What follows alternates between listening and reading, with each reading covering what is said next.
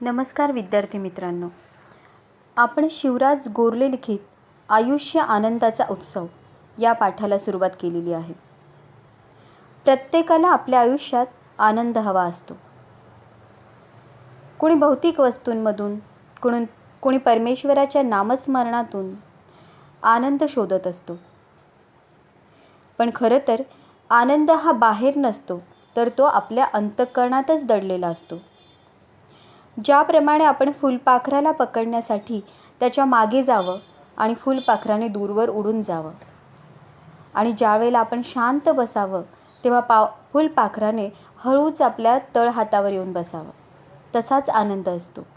आपण आनंदाच्या शोधात बाहेर पडलो की आनंद आपल्याला गवसत नाही, आणि जेव्हा आपण मन शांत करतो तेव्हा मात्र आपलं मन आनंदाने भरून जातं. आपल्या अस्तित्वाचा आनंदही खूप मोठा असतो. मी आहे, माझं अस्तित्व आहे, मला मानवी जन्म लाभलेला आहे, हा विचारसुद्धा आपल्याला आनंदी करून जात असतो. आनंदाचा शिरकाव मनात होण्यासाठी आनंदाला सुद्धा पुरेशी जागा हवी असते. जर आपल्या मनात दुःख, चिंता, टेन्शन अशा मंडळींची गर्दी झाली असेल तर अशा दाटीवाटीत आनंद कधीच घुसत नाही. म्हणून आनंदाचं स्वागत करायचं असेल तर आपलं मन आपण रितं करून ठेवायला हवं. राग, द्वेष, अपेक्षांचं ओझं अशा भावनांनी मन रिकामं असेल तरच आपल्या मनात आनंद प्रवेश करू शकतो. आनंद ही आपली वृत्ती झाली पाहिजे. आनंदात राहण्याची सवय आपण स्वतःला लावून घेतली पाहिजे. आपण मोठ्या मोठ्या गोष्टींमध्ये आनंद शोधत राहतो, म्हणून आनंद आपल्यापासून दूर जात राहतो. आनंद खरं तर छोट्या छोट्या गोष्टींमधूनही मिळवता येतो. सकाळी उठल्यावर जर पूर्ण झोप झाली असेल तर तो आनंदही खूप वेगळा असतो. आंघोळ करताना पाण्याचे तुषार आपल्या अंगावर पडतात, त्यातूनही आनंद मिळतो. देवघरात गेल्यावर अगरबत्तीचा सुहास आणि देवाजवळ चालू असलेली समई, यातूनही आपल्याला आनंद मिळत असतो. पावसात भिजताना आनंद असतो, फुलांकडे पाहताना आनंद मिळतो. आनंद हा आपल्या वृत्तीत सामावलेला असला पाहिजे. रस्त्याने चालत असताना नकळत आपलं एखादं आवडतं गाणं कानावर आलं तरी आपलं मन आनंदी होत असतं.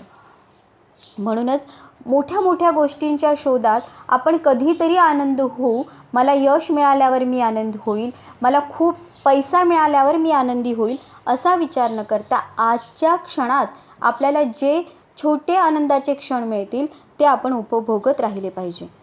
निसर्गात तर सर्वत्र आनंद भरून राहिलेला आहे. पावसाळ्यातील अंगावर पडणाऱ्या सरी, चांदण्या रात्री, सर्वत्र आनंद असतो, फक्त तो उपभोगता आला पाहिजे. संगीताने आपलं मन मंत्रमुग्ध होत असतं. त्यामुळे भावगीत, भक्तिगीत जेव्हा आपण ऐकतो तेव्हा त्या आनंदात आपण अक्षरशः डुबून जातो. शिकण्यातला आनंदही खूप मोठा असतो. जी गोष्ट आपल्याला येत नसते आणि ती प्रयत्न करून आपण जेव्हा शिकतो आणि ती गोष्ट जेव्हा आपल्याला यायला लागते तेव्हा आपलं मन प्रसन्न होत असतं. शहाणं सुरतं राहायचं असेल तर वाचनाला छंद लागतोच. पुस्तकांची सोबत म्हणजे तर अक्षर आनंदाची सोबत. ही सोबत तुम्हाला कधीच दगा देत नाही. या आनंदासाठी टिचून पैसे मोजावे लागत नाहीत. तुमचा हा आनंद कोणीच हिरावून घेऊ शकत नाही. सपाटून वाचावं आणि झपाटून जावं. माणसं अस्वस्थ होतात, उदास होतात तेव्हा परमेश्वराचा धावा करतात. काही जण अशा वेळी आवडीचं पुस्तक वाचतात. त्या दृष्टीने पुस्तकाला परमेश्वरच म्हणायला हवं. अशा वेळी मित्रही हवे असतात, पण ते काही नेहमी उपलब्ध नसतात. पुस्तकं म्हणजे कायम उपलब्ध असलेले मित्र असतात. प्रत्येकाचा आनंद वेगळ्या वेगळ्या गोष्टीत सामावलेला असतो. कुणाला निसर्गासोबत राहणं आवडतं, कुणाला मित्रांसोबत, नातेवाईकांसोबत राहायला आवडतं, कुणाला लहान मुलांमध्ये खेळायला आवडतं, कुणाला सिनेमा पाहण्यात आनंद मिळतो, कोणाला एखादा छंद जोपासण्यात आनंद मिळत असतो, तर कोणाला इतरांचं दुःख पाहून आनंद होत असतो. पण इतरांचं दुःख पाहून होणारा आनंद हा क्षणिक असतो आणि निरर्थक असतो. खरा आनंदाचा स्थायी भाव त्यात नसतोच. पण पुस्तकांची सोबत जो अक्षरांमध्ये रमतो तो व्यक्तीसुद्धा खूप आनंदी राहत असतो. जेव्हा आपल्यावर संकटे येतात तेव्हा बऱ्याचदा नातेवाईक, मित्रमंडळी आपल्याला सोडून जातात. पण पुस्तकं आपल्याला कधीही दगा देत नाही, कधीच आपला विश्वासघात करत नाही. चांगली पुस्तकं, त्या चांगल्या पुस्तकांमध्ये सामावलेले विचार, भावना नेहमी आपल्याला साथ देतात, आपली सोबत करतात. आपलं मन जर अस्वस्थ झालं असेल, उदास झालं असेल, तर अशा वेळेला आशावादी, प्रेरणादायी पुस्तकं जर आपण वाचली तर ती पुस्तकं आपल्याला जगण्याचं बळ देतात, जगण्यासाठी आवश्यक हिंमत देत असतात. म्हणून पुस्तकं ही आपली खरी मित्र असतात आणि म्हणूनच पुस्तकांना आनंदाचा ठेवा असं म्हटलं जातं. आणि हा आनंदाचा ठेवा आपल्यापासून कधीही कोणीच हिरावून घेऊ शकत नाही. निसर्गाची सोबत, संगीताची साथ, पुस्तकांची संगत असेल तर माणूस जगाच्या पाठीवर कुठेही एकटा राहू शकतो. एकटं असण्यातही एक वेगळाच आनंद असतो. तुम्ही स्वतःच्या अंतरंगात हलकेच डोकावू शकतात, स्वतःला ओळखू शकता, स्वतःशी संवाद साधू शकता. एकटे असताना तुम्ही विचार करू शकता. एकटं असतानाच तुम्हाला नव्या कल्पना सुचू शकतात. निर्मिती, शोध, साक्षात्कार हे एकटेपणाचेच आविष्कार असतात. जो एकटेपणातला आनंद घेऊ शकतो थेट जीवनाच्या सोबतीनंच जगू शकतो. दुःख त्याच्या वाटेला कधीच जात नाही. आनंदाचा ठेवा प्रत्येकासाठी वेगवेगळ्या गोष्टीतून मिळत असतो. काही निसर्गाच्या सोबत राहून आनंदी होतात, काहींना संगीताचे मधुर सूर ऐकले की मन आनंदी होत असतं, तर काही पुस्तकांमध्ये रमतात. म्हणूनच एका पुस्तकप्रेमी माणसाने म्हटले की जर माझ्यासोबत खूप पुस्तकं असतील तर मला कोणी जन्मठेप दिली तरी चालेल, मी जन्मठेपसुद्धा आनंदाने स्वीकारू शकतो. अट एकच की माझ्यासोबत नेहमी पुस्तकं असली पाहिजेत. एकटं राहण्यातला आनंदसुद्धा वेगळाच असतो. जर तुम्ही एकटे राहिलात तर तुम्ही त्या एकटेपणात स्वतःला ओळखू शकतात. प्रत्येकजण दुसऱ्यांविषयी बोलत असतो, दुसऱ्यांच्या आयुष्यात डोकावत असतो, दुसऱ्यांच्या उणीवा, दुसऱ्यांचे चांगले गुण याविषयी चर्चा करत असतो. पण जेव्हा व्यक्ती स्वतः एकटा राहतो तेव्हा तो स्वतःच्या अंतरंगात डोकावतो, स्वतःमध्ये असलेल्या गुणदोषांची स्वतःच चर्चा करतो आणि मी कोण आहे, मी कसा आहे या प्रश्नांची उत्तरं त्याला मिळत जातात. ह्या एकटेपणातच त्याला नवनवीन कल्पना सुचतात, काहीतरी नवीन शोधून काढण्याची इच्छा एकटेपणात होत असते. म्हणून ह्या एकटेपणातला आनंदसुद्धा मनमुराद उपभोगता आला पाहिजे. बऱ्याचदा आपण दुःखी होतो कारण आपल्याला वाटतं आता माझ्यासोबत कोणीही नाही, मला कोणाची तरी साथ मिळाली पाहिजे. पण जर माणसाला एकटेपणातला आनंद गवसता आला तर त्याला स्वतःचीच साथ अनमोल वाटते. स्वतःच्या सोबतच तो सुखावतो, स्वतःशीच गप्पा मारतो, स्वतःशीच विचारांची, भावनांची आदानप्रदान करत असतो. त्याला स्वतःचा आत्मा हेच स्वतःचा खरा मित्र आहे असं वाटतं. आनंदासाठी मन मोकळं असावं लागतं. भूतकाळाची स्मृती आणि भविष्याची भीती या दोन्हींपासून मन मुक्त होतं तेव्हाच ते आनंद अनुभवू शकतं. भूतकाळ संपलेला असतो, भविष्यकाळ अनिश्चित असतो, खरा असतो तो फक्त वर्तमान काळ, तोच भरभरून जगायचा असतो. लेखकाने खूप छान विचार इथे मांडलेले आहेत. आनंदासाठी मन मोकळं असावं लागतं. आपल्या मनात सतत दाटीवाटी आणि गर्दी झालेली असते ते भूतकाळातल्या आठवणींची. आपण पुन्हा पुन्हा आपल्या आयुष्याची जुनी पानं चाळत राहतो आणि बऱ्याचदा आपल्याला चांगल्या आठवणींपेक्षा वाईट आठवणी जास्त आठवतात. आपण भूतकाळात सहन केलेले खास खळगे, आपल्याला आलेले वाईट अनुभव, आपल्याला कोणी काही वाईट बोललं असेल तर तेच आपल्याला सतत आठवत राहतं आणि आपण दुःखी होत असतो. ज्याप्रमाणे कडू गोळी आपण पटकन चघळून घेतो आणि चॉकलेट मात्र चघळत बसतो, असंच आपण आठवणींच्या बाबतीत केलं तर ज्या कटू आठवणी आहेत त्या आपण गिळून घेतल्या पाहिजेत, कटू अनुभव गिळून घेतले पाहिजेत आणि चांगल्या आठवणी चघळत राहिल्या पाहिजेत. पण आपण नेमकं उलटं करतो आणि म्हणून आपण दुःखी होतो. आपण मनाला आनंदी होऊच देत नाही. सतत त्या कटू आठवणींनी आपण दुःख मानत राहतो. भूतकाळाची स्मृती आणि भविष्याची भीती या दोन्हींपासून मन मुक्त होईल तेव्हाच आपण आनंद अनुभवू शकतो. खरे पाहता भूतकाळ संपलेला असतो, तो आता निरर्थक असतो आणि भविष्य अनिश्चित असतो. कुठलीच गोष्ट आपल्या हातात नसते. आपण अनेक स्वप्न पाहिलेली असतात, अनेक अपेक्षा केलेल्या असतात, पण प्रत्येक गोष्ट आपल्या मनाप्रमाणे घडेलच असं नाही. मग खरा आनंद कुठे शोधायचा? तर खरा आनंद हा आज वर्तमान काळात आहे. आज जो प्रत्येक क्षण माझ्या आयुष्यात आलेला आहे त्या क्षणातच खरा आनंद असतो आणि म्हणून आपण वर्तमान काळ, आजचा दिवस भरभरून जगला पाहिजे. वर्तमानात जगायचं असेल तर जगण्याविषयी प्रेम हवं, जगण्याची हौस हवी. ही हौस नसेल तर आजचं काम उद्या करू असं होतं. काम उद्यावर ढकललं जातं किंवा कसं तरी उरकलं जातं. आपण सगळंच उरकून टाकत असतो. आंघोळ उरकतो, जेवण उरकतो, काम उरकतो. एका अर्थी आपण जगणंही उरकतोच. मग आनंद कसा घेणार? वर्तमानात जगायचं असेल तर जगण्याविषयी प्रेम हवं, जगण्याची हौस हवी. खरंच आपण जगायचं म्हणून जगतो, म्हणजे आपण जगणंच उरकवत राहतो.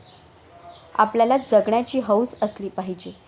या जन्मावर शतदा प्रेम करावे. हा मानवी जन्म मौल्यवान आहे. आपल्या आयुष्यावर आपलं प्रेम असलं पाहिजे, आपलं स्वतःवर प्रेम असलं पाहिजे. तेव्हा आपल्याला जगण्याची हौस वाटते आणि जेव्हा जगण्याची हौस वाटते तेव्हा आपण काहीही पुढे ढकलत नाही किंवा उरकवायचं म्हणून उरकवत नाही. जेव्हा आपण प्रत्येक काम रेटतो, उरकतो, तेव्हा एका अर्थी आपण आपलं जगणंसुद्धा उरकत असतो आणि मग अशा वेळेला आपण आनंद घेऊ शकत नाही. म्हणून आपल्यात जगण्याची हौस असली पाहिजे. एखाद्या गाण्याच्या कार्यक्रमाला आपण जातो, त्यात पूर्ण रंगून जातो का? कार्यक्रम संपल्यावर रिक्षा मिळेल की नाही याची चिंता करत बसलो तर गाण्याचा आनंद कसा घेणार? यासाठी आताच्या क्षणात जगा. याचा सोपा अर्थ म्हणजे या क्षणी उत्कटतेने जे करावंसं वाटतंय आणि जे शक्य आहे ते करा. पावसात भिजावंसं वाटतंय ना, मग भिजा. लोक काय म्हणतील याचा विचार करू नका. असा विचार करत बसाल की तो क्षणही गेला आणि आनंदही गेला. आपण जे करतोय त्या क्षणातला, त्या गोष्टीतला आपण पुरेपूर आनंद घेतला पाहिजे. समजा एखाद्या कार्यक्रमाला आपण गेलोय तर आपण तिथेसुद्धा गाण्याच्या कार्यक्रमाचा आनंद न घेता विचार करत बसतो की इथून गेल्यावर रिक्षा भेटेल का, घरी गेल्यावर स्वयंपाक करायचा आहे. अशा अनेक गोष्टींचा आपण विचार करत बसतो आणि गाण्याच्या कार्यक्रमातला आनंद पार निघून जातो. म्हणून आपण जेही काही करू ते उत्कटतेने करायला हवं. जर आपल्याला पावसात भिजावंसं वाटत असेल तर मनमुराद पावसात भिजून घ्यावं. तेव्हा लोकांची पर्वा करू नये. आणि जर आपण प्रत्येक गोष्टीत लोक काय म्हणतील असा विचार करत बसलो तर येणारा क्षण असाच आनंदाशिवाय निघून जाईल. खरा आनंद, टिकाऊ आनंद हा अंतरंगातून येतो. बाह्य यश, वैभव मिळवण्यातही आनंद असतो. पण जर तुम्ही यात दुःखी असाल, उदास असाल तर बाह्य यश तुम्हाला आनंद देऊ शकत नाही. जेव्हा भरपूर सुख, वैभव मिळवूनही माणसाला आनंद मिळत नाही, स्वतःबद्दल छान वाटत नाही, समाधान होत नाही, तेव्हा माणूस एक चुकीचा निष्कर्ष काढतो. त्याला वाटतं मला अजून काहीतरी मिळवायला हवं आहे, ते मिळालं तरच मला आनंद वाटेल. हीच गल्लत होते. आपण आनंदाला बाह्य जगात शोधत राहतो. कोणाला वाटतं की मला जेव्हा खूप यश मिळेल, मला मनाप्रमाणे नोकरी मिळेल, तेव्हा मी आनंदी होईल किंवा माझा छान बंगला बांधून होईल तेव्हा मला आनंद मिळेल. ह्या बाह्य गोष्टी जरी मिळाल्या पण आतून आपल्यात आनंदाची भावना नसेल तर आपण त्याचासुद्धा उपभोग घेऊ शकत नाही. म्हणून आनंदाची महत्त्वाची भावना म्हणजे आपल्याला स्वतःविषयी छान वाटलं पाहिजे. आपण स्वतःविषयी समाधानी असलं पाहिजे. अशावेळी त्यानं बाहेर नव्हे आत डोकवायला हवं.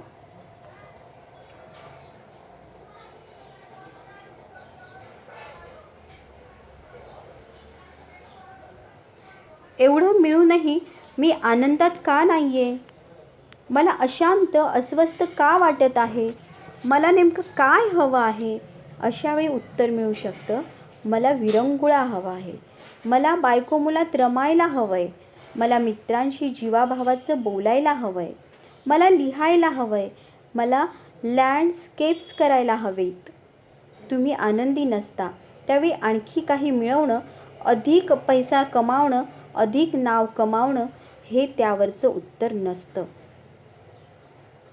जेव्हा सर्व असतं, यश पैसा सर्वत्र असूनसुद्धा काही वेळेला माणसं दुःखी असतात, कष्टी असतात, तेव्हा त्यांनी स्वतःलाच प्रश्न केला पाहिजे की आनंदी होण्यासाठी मला नेमकी काय हवं आहे? तर त्यावेळेला स्वतःच्याच मनाला प्रश्न केल्यावर त्यांना उत्तर मिळतं की मला विरंगुळा हवा आहे. मला थोडी शांतता हवी आहे. यश पैसा हे सगळं कमवण्याच्या नादात माणूस सतत धावत असतो, पळत असतो आणि त्यावेळेलाच तो स्वतःचं आयुष्य जगणं विसरून जातो. पण त्याला आयुष्यात काही विरंगुळ्याचे क्षणही हवे असतात. बायको मुलांसोबत रमणं त्याला हवं असतं. आणि जेव्हा आनंदी होण्यासाठी खूप पैसा किंवा खूप नाव याची फारशी गरज नसते, तर मनाला एक प्रेमाचा आधार, आनंदाचे क्षण हवे असतात. आपल्याला काय हवं आहे ते शोधणं हेच उत्तर असतं. आणि जे खरोखर हवं असतं, जे आपल्याजवळ असतंच, आनंद, प्रेम, शांती, समाधान हे सगळं अंतरंगातच असतं. त्या अंतरीच्या आनंदाशी नातं जोडणं हीच आपली खरी गरज असते. हे नातं जोडणं अगदी सोपं असतं. आनंद जर मानता येत असेल तर तो मिळवायचा कशाला, असं काहींना वाटतं. एक साधं उदाहरण घेऊ. जे रोज ताटात येतं ते आपण आवडीने खायला हवंच. अगदी झुणका भाकर आली तरीही. अन्न हे पूर्ण ब्रह्म म्हणतात, ते खरंच आहे. पण याचा अर्थ आयुष्यभर झुणका भाकर खाऊन दिवस काढावेत असा थोडाच होतो. आपण जर असं मानलं की आनंद हा मानण्यात आहे, मग जे आपल्याला मिळालं आहे ते मानण्याचाच आपण आनंद उपभोगायचा का? मग आनंद मिळवणं म्हणजे नक्की काय? समजा आपल्या ताटात रोज झुणका भाकर येते, ती आपण आनंदाने खाल्लीच पाहिजे, कारण अन्न हे पूर्ण ब्रह्म आहे. पण म्हणून आपण आयुष्यभर झुणका भाकर काढूनच दिवस घालवायचे का? अधिक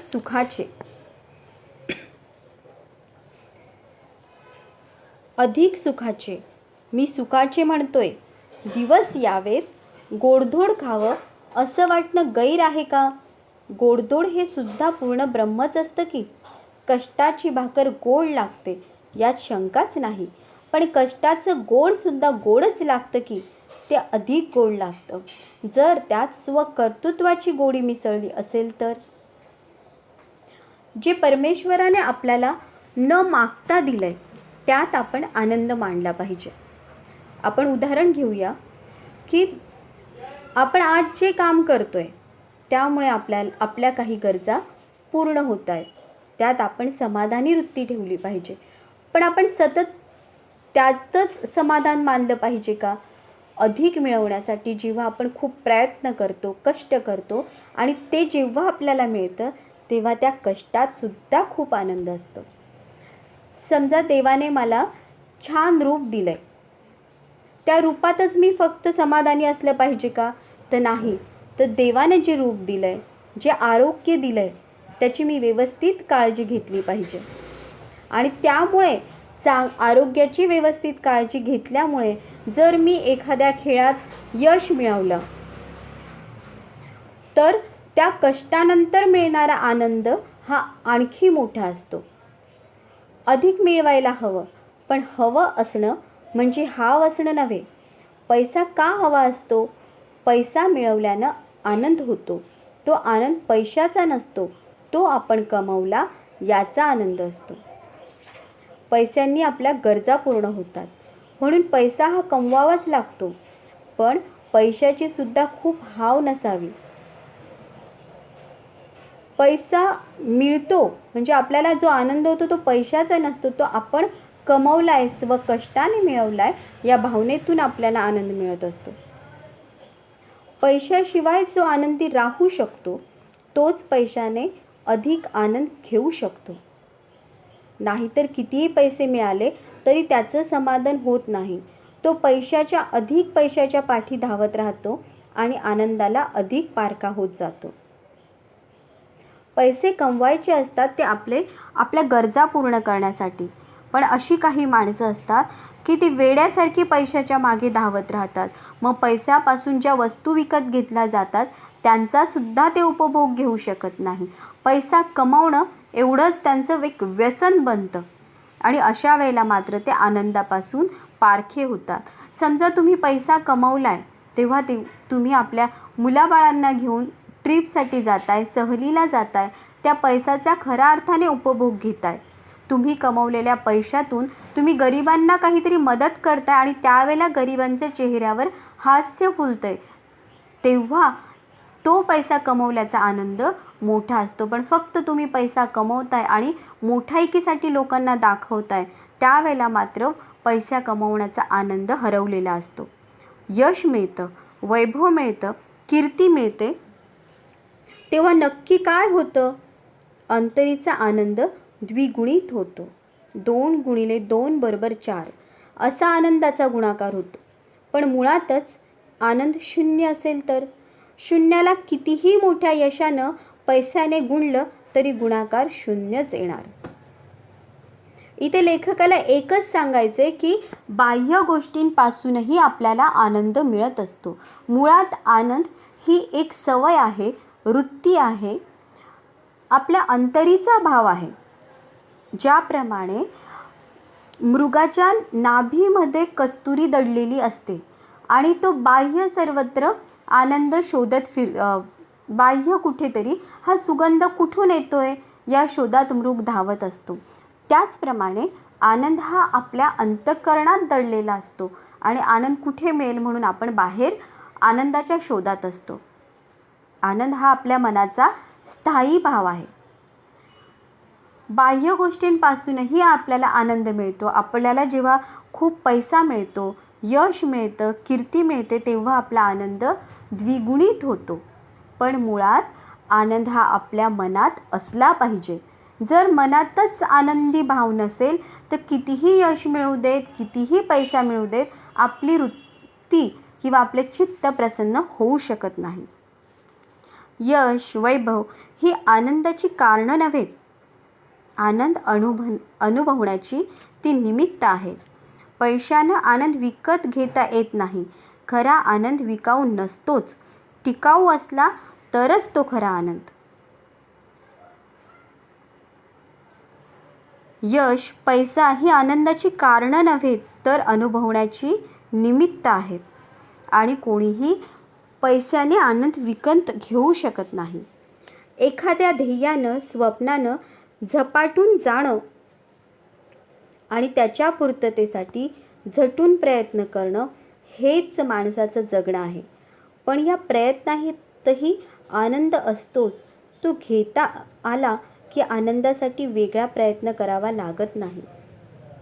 प्रत्येकजण आपल्या उराशी एखादं ध्येय, स्वप्न बाळगत असतो आणि आपलं स्वप्न पूर्ण करण्यासाठी तो झटत असतो.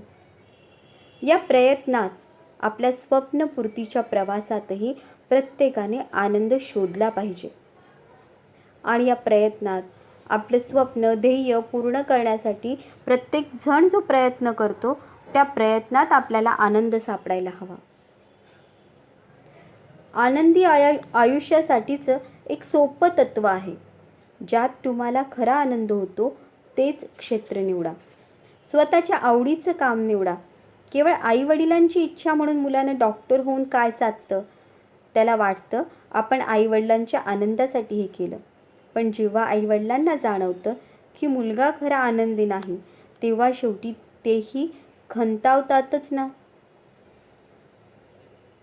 लेखक सांगतायत की खरा आनंद हवा असेल, पूर्ण आयुष्य आनंदाचा स्रोत व्हावा असं वाटत असेल, तर ज्या कामातून आपल्याला खरा आनंद मिळतोय असं क्षेत्र निवडा.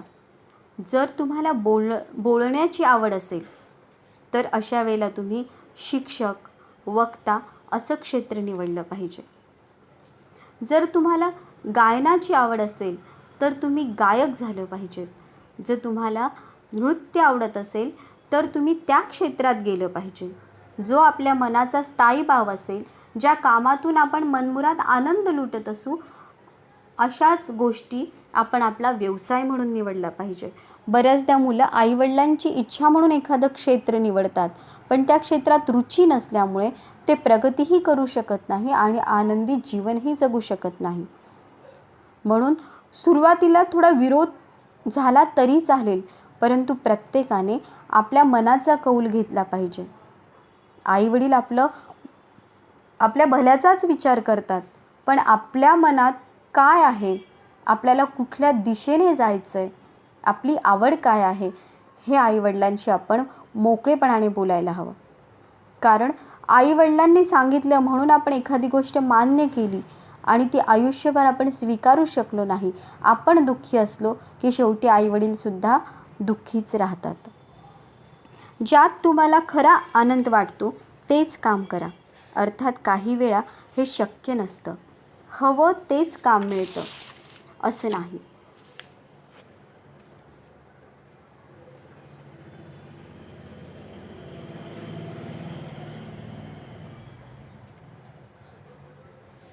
पण अशावेळी जे काम करायचंच आहे त्यात आनंद घ्यायला शिकणं हेही शक्य असतंच. कुठल्याही कामात आनंद घ्यायच्या पुष्कळ युक्त्या असतात. तुमच्यासारखंच काम करणारे इतर कित्येक जण हसत मजेत काम कसं करू शकतात ते जाणलंत तर तुम्हीही हसत आनंदात काम करू शकाल, यश मिळवू शकाल. बऱ्याचदा असं होतं की आपल्याला हवं ते काम मिळत नाही, आपल्या इच्छेचं, आपल्या आवडीचं काम मिळत नाही. मग अशावेळी जे काम करायचं आहे त्यात आनंद घ्यायला आपण शिकलं पाहिजे. त्यासाठी अनेक युक्त्या असतात.